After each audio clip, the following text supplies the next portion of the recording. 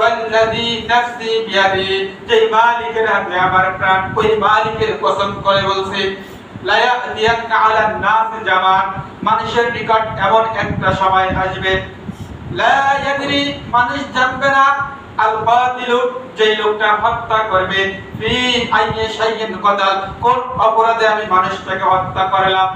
ওয়ালা ইয়াদরি, আর মানুষ জানবে না, আল মাকতুল, যেই মানুষটা হত্যা হবে, আলা আইয়ি শাইইন কুতিল, কোন কারণে আমাকে হত্যা করা হলো। এর মানে আল্লাহ রাসূল ১৫০০ বছর আগে এই হাদিসখানা বর্ণনা করে বলেছেন,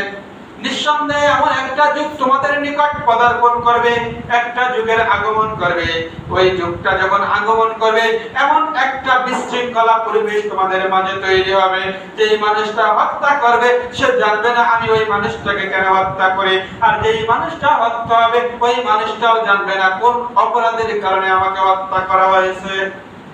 এই যুগটাকে আমার আপনার কাছে আসছে।